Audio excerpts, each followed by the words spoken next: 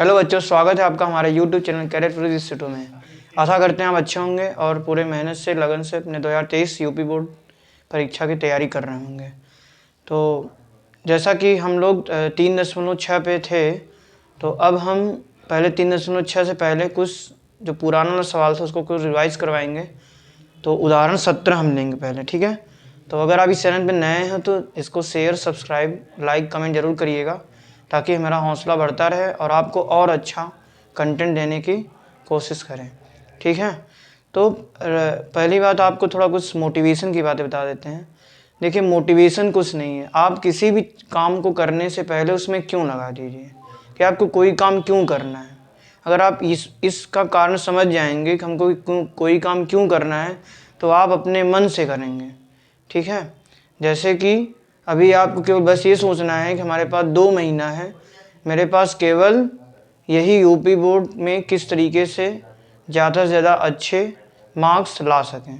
और केवल मार्क्स आपको बस ये बताएगा कि आपके अंदर कुछ कैपेबिलिटी है, ठीक है।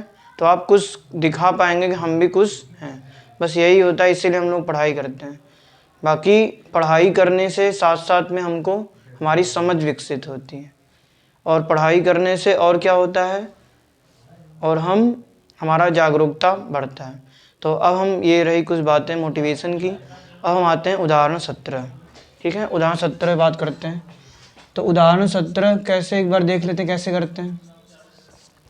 उदाहरण 17 क्या दिया है, समीकरणों के निम्न युग्म को हल करना है। 2/x प्लस 3/y बराबर 13 और 5/x माइनस 4/y बराबर -2। समीकरण 1, समीकरण 2। तो इस तरीके के समीकरण को, यहाँ पे x नीचे है तो x की पावर जब -1 लिखेंगे तो क्या ये रैखिक समीकरण बनेगा? ये रैखिक समीकरण नहीं बनेगा।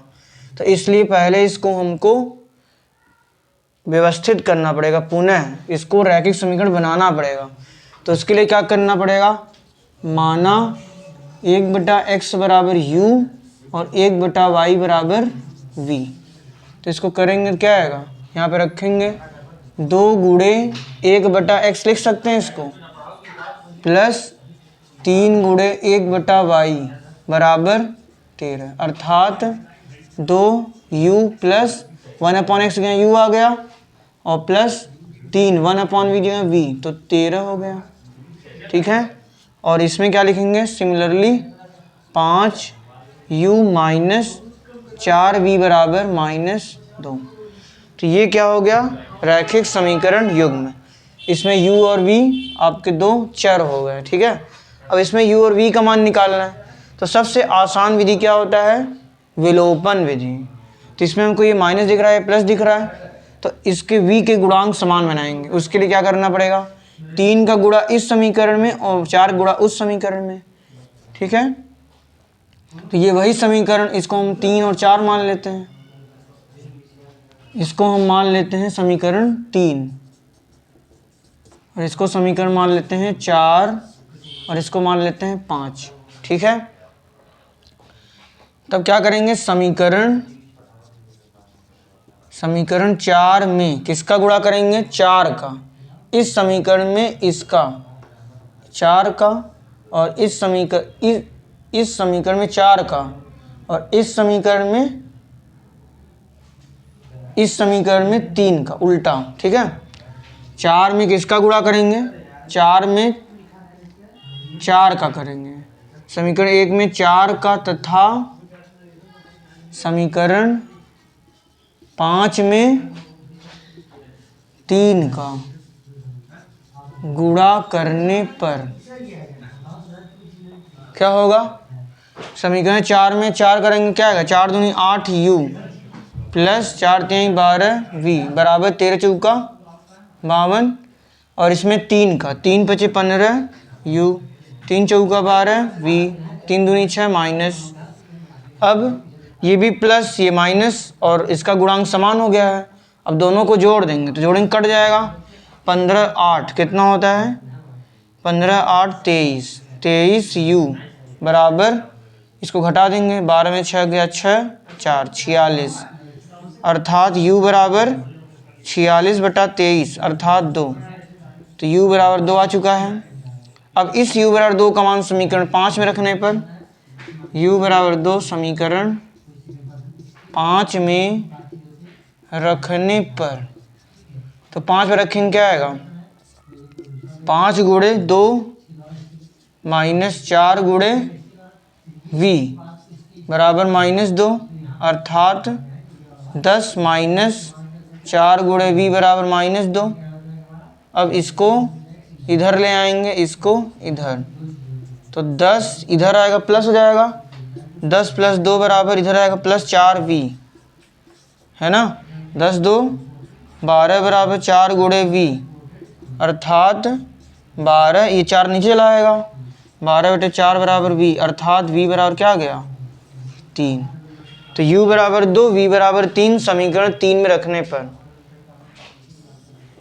u बराबर 2 और v बराबर 3 समीकरण 3 में रखने पर रखेंगे, जरा क्या आएगा, 1/x बराबर 2 और 1/y बराबर 3 अर्थात x बराबर ही पलट जाएगा 1/x, x/1, 2/1 पलटे क्या आएगा, x बराबर 1/2 और y बराबर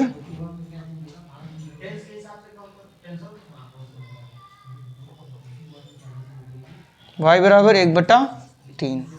ये आपका उत्तर आ गया। ठीक है, आशा करते हैं आपको समझ में आया होगा। इस तरह के जितने सवाल है 1/x को u और 1/y को v, हमने u माना, आप p और q मान सकते हैं, कोई कैपिटल x कोई कैपिटल y मान सकता है। ठीक है, बस करना क्या होता है, इसको रैखिक समीकरण बनाना होता है, u की पावर 1 v की पावर 3, रैखिक समीकरण फिर से बन गया ना, क्योंकि हमने यही पढ़ा है। ठीक है, अब हम उदाहरण 18 की बात करते हैं। उदाहरण क्या लिखा है, 5/x - 1 + 1/y - 2 बराबर 2 और 6/x - 1 माइनस 3/y - 2 बराबर 1। तो इसमें क्या करेंगे, 1/x - 1 को u और 1/y - 2 को v मान लेंगे, फिर इस तरीके सॉल्व कर लेंगे। ठीक है, अब उदाहरण 19, उदाहरण 19 बहुत इंपॉर्टेंट है बोर्ड एग्जाम के लिए। तो उदाहरण 19 एक बार फिर से देखते हैं। ठीक है, उदाहरण 19, आशा करते हैं आपको समझ में आया होगा, और इस चैनल को ज़्यादा से ज़्यादा शेयर, सब्सक्राइब, लाइक, कमेंट करिए। ठीक है,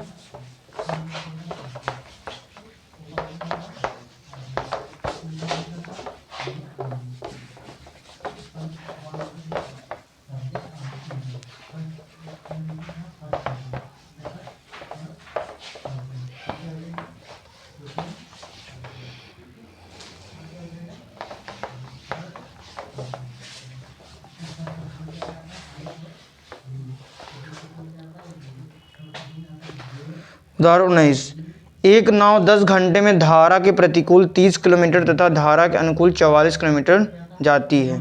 13 घंटे में 40 किलोमीटर धारा के प्रतिकूल एवं 55 किलोमीटर धारा के अनुकूल जाती है। धारा की चाल तथा नाव के स्थिर पानी में चाल ज्ञात कीजिए। तो जो पूछता है पहले वही मानते हैं। क्या मानना पूछ रहा है, धारा की चाल तथा नाव की स्थिर पानी में चाल ज्ञात कीजिए। तो माना उदाहरण 19, माना नाव की स्थिर जल में चाल बराबर x किलोमीटर प्रति घंटा और माना धारा की चाल बराबर y किलोमीटर प्रति घंटा। ठीक है, अब ध्यान दीजिए, ये नदी में पानी ऐसे बह रहा है और नाव अगर इसी दिशा में जा रहा है तो नाव की स्पीड में, नाव की चाल में धारा की चाल जुड़ जाएगा, यानी स्पीड बढ़ जाएगा ना, चाल बढ़ जाएगा, यानी जल्दी पहुंच जाएगा। लेकिन अगर धारा की चाल इस तरफ है और नाव को इस तरफ जाना है तो नाव धीरे चलेगी, यानी नाव की जो स्पीड है, चाल है, वो कम हो जाएगा।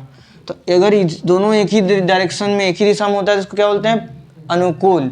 जब उल्टा होता है तो प्रतिकूल बोलते हैं। तो इसका मतलब नाव की धारा के अनुकूल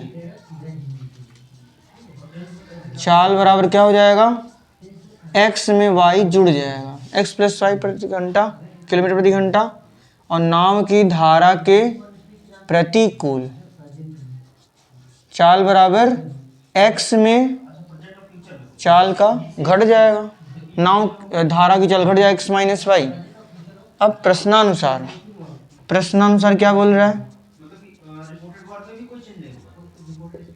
प्रश्नानुसार क्या बोल रहा है, 10 घंटे में धारा के प्रतिकूल 30 किलोमीटर, 10 घंटे में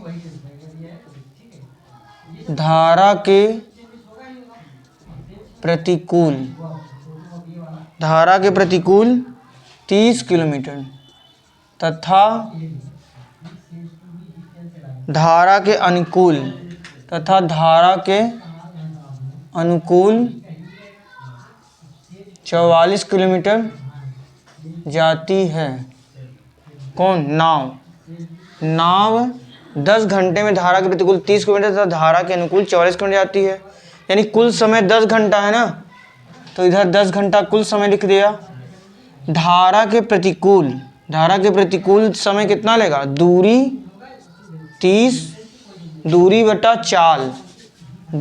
चाल ही क्या होता है, समय, दूरी क्या है 30, और प्रतिकूल में चाल कितना है x माइनस वाई, तो दूरी बटा चाल x माइनस वाई समय हो गया, प्लस धारा के अनुकूल में समय कितना लग रहा है, दूरी कितना है 44, दूरी बटा चाल क्या होता है समय, और अनुकूल में चाल कितना है x प्लस वाई, तो इसका मतलब 30 बटा x माइनस वाई प्लस 44 बटा x प्लस वाई बराबर 10 आ चुका है।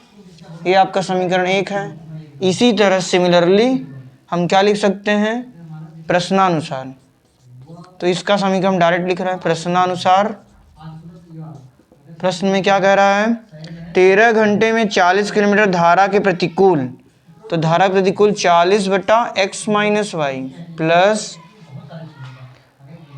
55 किलोमीटर धारा के अनुकूल, तो 55 बटा x प्लस वाई बराबर 13। ये समीकरण 2 बन गया। ठीक है, अब इन दोनों कैसे हल करेंगे, अब इसको हम नहीं हल करवाएंगे, लोग आप लोग करिएगा।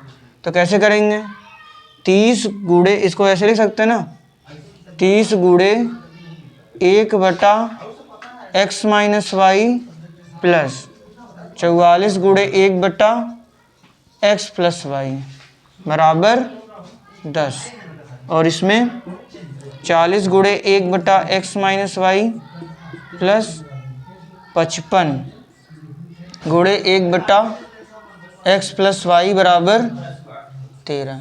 अब यहाँ पे क्या करेंगे, 1 बटा x माइनस वाई को u मान लेंगे, माना 1 बटा x माइनस वाई को u और 1 बटा x प्लस वाई को v।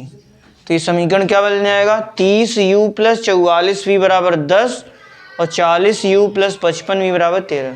अब इसको किसी भी विधि से, प्रतिस्थापन, विलोपन या वज्र, किसी भी एक विधि से हम हल कर लेंगे। और जिसको समस्या होगी इस सवाल में तो वो कमेंट बॉक्स में कमेंट जरूर करिएगा। ठीक है, अब हम आते हैं प्रश्नावली 3.6 के। हम प्ले लिस्ट में कुछ सवाल करवा दिए थे, आपके 8वें तक करवा दिए थे, और जिसको नहीं आएगा तो वो कमेंट बॉक्स में करेगा। ठीक है, देखिए हम कितना भी अच्छा यहाँ पढ़ा लेंगे, जब तक आप अपने से नहीं करेंगे मैथ आपको नहीं आएगा। मैथ आने का तरीका बस एक ही है, आप जितना प्रैक्टिस करेंगे, जितनी बार सवाल अपने से लगाएंगे तभी आपको आ सकता है।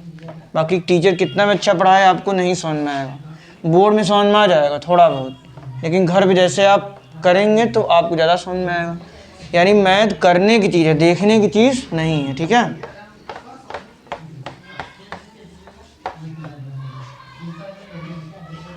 अगर आप गणित सीखना चाहते हैं तो आपको गणित करना पड़ेगा, प्रैक्टिस करना पड़ेगा, कॉपी में सवाल को हल करना ही पड़ेगा, और कोई दूसरा हल नहीं है। तो हम एक्सरसाइज 3.6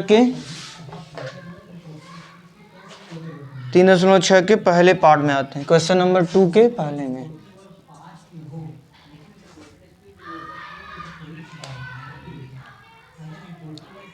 देखिए क्या लिखा है, ऋतु धारा के अनुकूल 2 घंटे में 20 किलोमीटर तैर सकती है और धारा के प्रतिकूल 2 घंटे में 4 किलोमीटर तैर सकती है। तो उस स्थिर में तैरने की चाल तथा धारा की चाल ज्ञात कीजिए।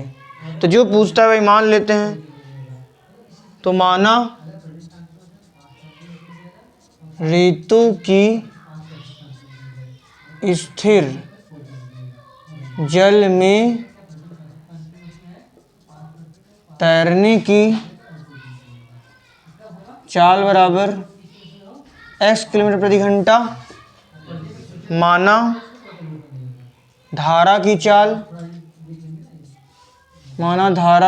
बराबर y किलोमीटर प्रति घंटा। ठीक है। अतः ऋतु की धारा के अनुकूल चाल बराबर x, ऋतु की धारा के अनुकूल चाल बराबर x प्लस y किलोमीटर प्रति घंटा और ऋतु की धारा के प्रतिकूल चाल बराबर x माइनस y किलोमीटर प्रति घंटा। ठीक है। अब सवाल में लिखा है प्रश्नानुसार, डायरेक्ट लिखा है प्रश्नानुसार।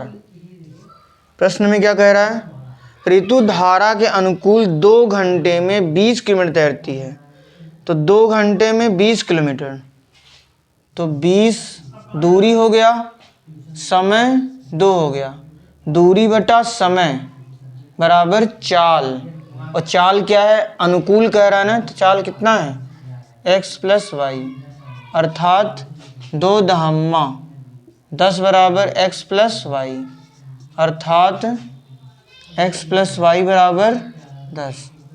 समीकरण 1 बन चुका है। ठीक है। और फिर दूसरा परिस्थिति क्या दिया है, ऋतु धारा के प्रतिकूल 2 घंटे में 4 किलोमीटर तैरती है। तो प्रतिकूल मतलब उसको उल्टा ज़्यादा मेहनत करना पड़ेगा ना, तभी दिया है 2 घंटे में केवल 4 किलोमीटर तैरती थी, लेकिन अनुकूल में 2 घंटे में 20 किलोमीटर तैर रही है। यानी अनुकूल में चाल बढ़ जाता है इसलिए जुड़ गया, और प्रतिकूल में चाल घट जाता है इसलिए घट गया। ठीक है। तो अब यहाँ पे दूसरी परिस्थिति क्या है, 4 दूरी है, दूरी बटा समय 2 ही दिया है, और x माइनस वाई, अर्थात 2 बराबर x माइनस वाई। तो इसको लिख सकते हैं x माइनस वाई बराबर 2, समीकरण संख्या 2। अब इन दोनों समीकरण को हल कर सकते हैं आसानी से। कौन सा विधि लगा देंगे, विलोपन। ये देखो प्लस वाई माइनस वाई जोड़ देंगे, वाई वाई कट जाएगा, 2x बराबर 12, x बराबर 6, यानी तैरने की चाल, स्थिर जल में तैरने की चाल 6 किलोमीटर प्रति घंटा। और यहाँ पे 6 रखेंगे, x का मान x का मान 6 रखेंगे, y का मान 4 आएगा। यानी धारा की चाल क्या होगी, 4 किलोमीटर प्रति घंटा, और ऋतु की स्थिर जल में तैरने की चाल 6 किलोमीटर प्रति घंटा। ठीक है। आशा करते हैं आपको समझ में आया होगा।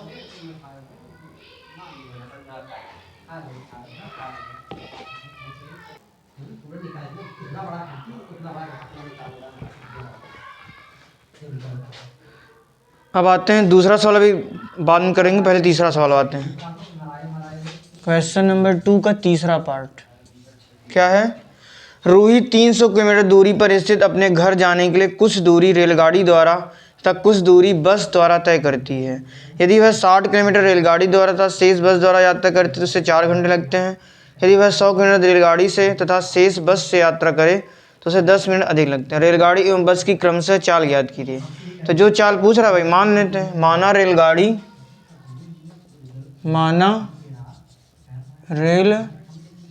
की चाल बराबर x किलोमीटर प्रति घंटा, और माना बस की चाल बराबर y किलोमीटर प्रति घंटा। ठीक है। अब क्या दिया है, 300 किलोमीटर उसका दूरी है। ठीक है। तो कुछ दूरी रेलगाड़ी से, कुछ दूरी बस से। तो अगर वह 60 किलोमीटर रेलगाड़ी से प्रश्नानुसार 60 किलोमीटर रेलगाड़ी से, यानी 60 दूरी बटा चाल, रेलगाड़ी की चाल क्या है x, प्लस अगर 60 रेलगाड़ी से जाता है तो बस से कितना जाएगा, 300 माइनस कर देंगे 60 में, 240 बटा, ये किसका चाल था और समय था, रेलगाड़ी द्वारा लिया गया समय, तो दूरी 60 किलोमीटर गया और चाल कितना था x, तो दूरी बटा चाल समय, ये रेलगाड़ी द्वारा समय था, ये बस द्वारा समय होगा, कितना दूरी चला 240 और चाल कितना है y, बराबर कितना समय दिया है, इसमें समय दिया है 4 घंटा। ठीक है, यानी रेलगाड़ी से वो 60 में जाता है तो दूरी बटा चाल समय हो गया, और बस से कितने आता है 240 बटा y, दोनों को जोड़ दिया y 4 आ गया। ठीक है, अब इसको अगर 4 से भाग करेंगे, 4 से भाग करेंगे क्या आएगा, 4 से भाग करेंगे पूरे समीकरण में, 4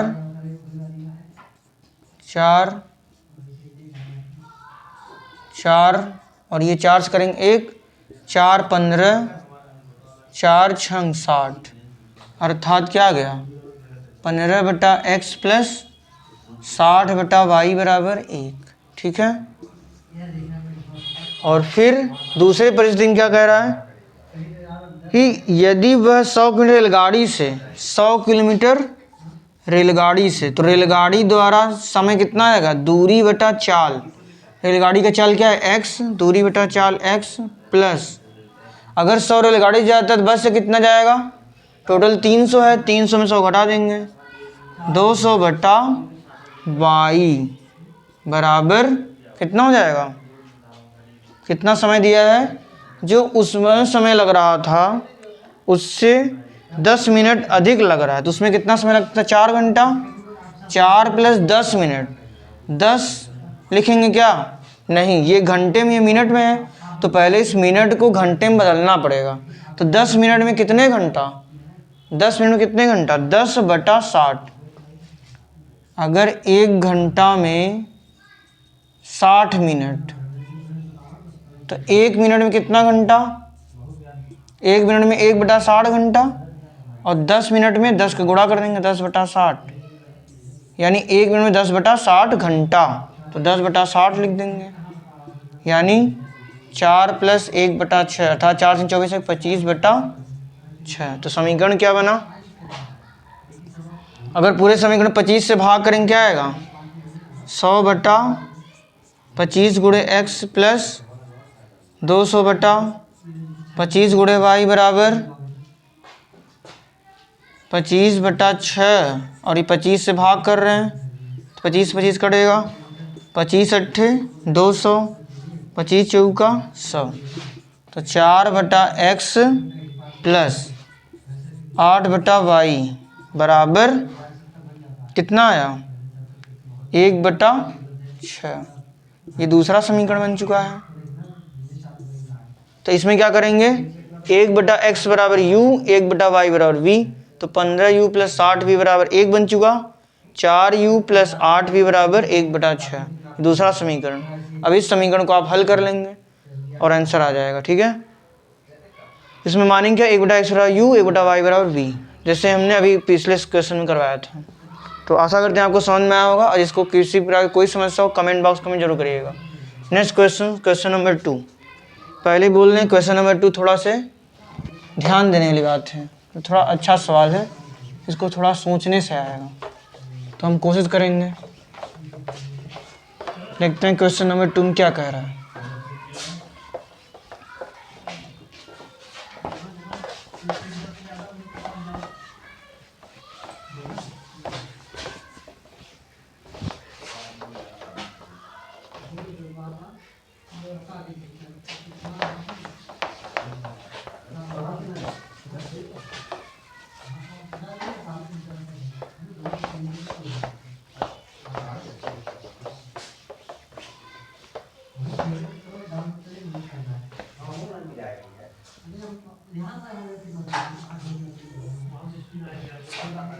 क्वेश्चन नंबर 2 का सेकंड पार्ट क्या कह रहा है?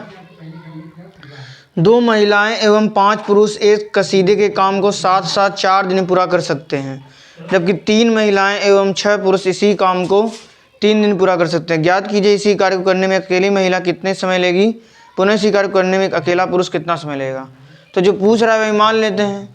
तो जो पूछ रहा है क्या पूछ रहा है? माना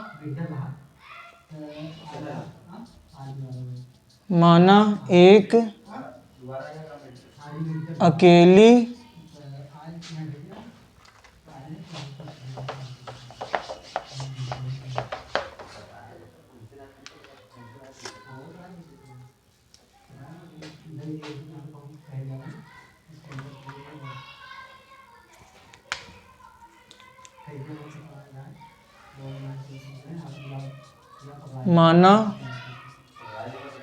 अकेली महिला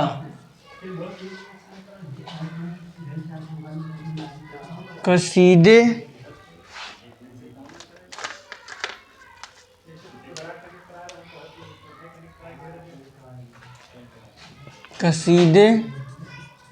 के काम को X दिनों में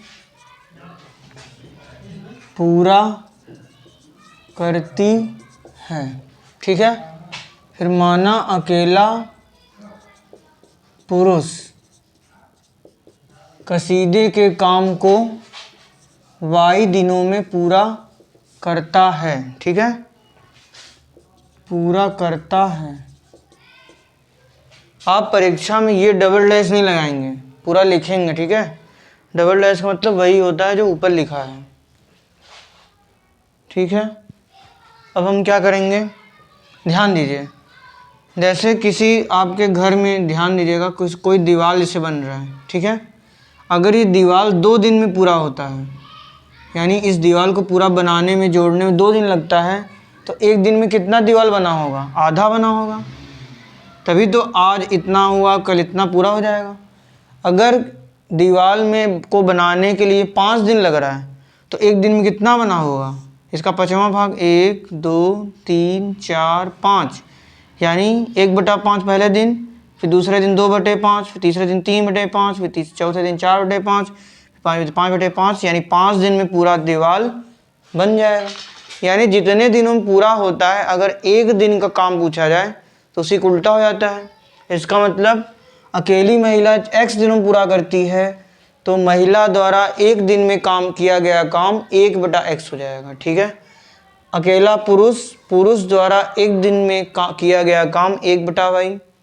ठीक है, अब आगे बोल रहा है कि 2 महिलाएं एवं 5 पुरुष मिलकर साथ साथ 4 दिन पूरा करते हैं। तो 2 महिलाएं और 5 पुरुष मिलकर 1 दिन में कितना काम करेंगे? 1/4 हो जाएगा ना। जैसे 5 दिन पूरा हुआ तो 1 दिन में 1/5 हो गया, वैसे ही 2 महिलाएं और 5 पुरुष मिल के 4 दिन पूरा काम करते हैं, तो 1 दिन कितना काम करेंगे? 1/4 भाग। तो इस तरह से हम क्या लिखेंगे, पहले इसको लिखते हैं।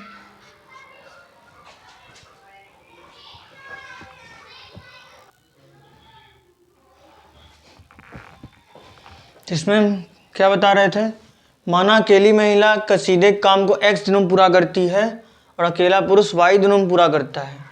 तो इसमें क्या हो जाएगा, एक महिला द्वारा 1 दिन में किया गया काम बराबर 1/X भाग। ठीक है, फिर एक पुरुष द्वारा 1 दिन में किया गया काम बराबर 1/Y। और प्रश्नानुसार क्या कह रहा है कि प्रश्नानुसार क्या कह रहा है,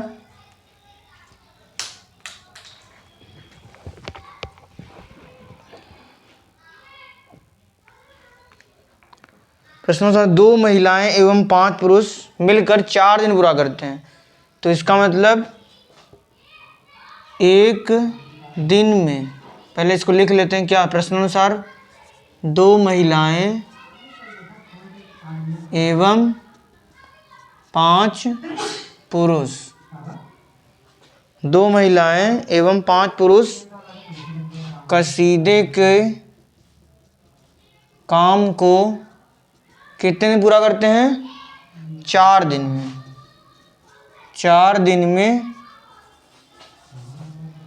4 दिन में पूरा करते हैं। अर्थात 2 महिलाएं एवं 5 पुरुष कसीदे के काम को एक दिन में कितना करेंगे? 1/4। इसका मतलब 2 महिलाएं एवं 5 पुरुष कसीदे के काम को 2 महिलाएं एवं 5 पुरुष एक दिन में 1/4 काम करेंगे। मतलब क्या हुआ कि 2 महिलाएं 2 गुणे 1/x 2 गुणे 1/x काम एक अकेली महिला करती थी। 2 महिला कितना काम करेगी? 2/x काम करेगी ना। अगर इतना काम एक महिला मिल कर रही है तो 2 महिला इतना काम करेगी, ठीक। और फिर एक अकेला पुरुष इतना काम कर रहा है तो 3 पुरुष कितने मिलेंगे? इतना। तो दोनों को जोड़ देंगे तो एक दिन में काम निकल जाएगा। इसका मतलब 2 गुणे 1/x प्लस 5 गुणे 1/y, ठीक है। 2 महिला मिलके यानी 2 गुणे 1/x प्लस 5 पुरुष एक दिन में कितना काम कर रहे हैं? तो एक दिन का काम ये हुआ। एक दिन का काम है अकेले महिला 1/x है तो महिला 2 गुणे 1/x हो जाएगा। अकेला पुरुष 1/y करता है, 5 पुरुष 5/y करेंगे, है ना। और एक दिन का काम है ना ये टोटल, तो कितना हो जाएगा? 1/4। अर्थात 2/x प्लस 5/y बराबर 1/4। ये पहला समीकरण हो गया, ठीक है। आशा करते हैं आपको समझ में, इसमें थोड़ा सोचेंगे आप तभी आएगा, ठीक है। और दिक्कत होगी तो आप कमेंट बॉक्स कमेंट करिएगा ज़रूर। इसका दूसरा परिस्थिति क्या कह रहा है उसको डायरेक्ट लिखते हैं। जबकि 3 महिलाएं और 6 पुरुष इसी काम को 3 दिन में पूरा कर सकते हैं तो एक दिन में कितना काम करें? 1/3। तो प्रश्नानुसार डायरेक्ट लिखेंगे 3 महिलाएं 3 गुणे 1/x प्लस 6 गुणे 1/y बराबर 1/3, है ना। इसका मतलब 3/x प्लस 6/y बराबर 1/3, समीकरण 2। अब क्या हुआ ये? इसको क्या मानेंगे? 1/x बराबर u, 1/y बराबर v। तो ये क्या आ जाएगा? 2u प्लस 5v बराबर 1/4। क्या आएगा? 3u प्लस 6v बराबर 1/3। तो अब इसको हल कर लेंगे आप लोग। तो आशा करते हैं आपको समझ में आया होगा। और जिसको कोई भी किसी प्रकार कोई समस्या हो कमेंट बॉक्स कमेंट जरूर करिएगा। और ज़्यादा से ज़्यादा इस चैनल को लाइक शेयर सब्सक्राइब करते रहिए ताकि हमारा हौसला बढ़ता रहे। तो आज के लिए इतना ही। जय हिंद, जय भारत, धन्यवाद।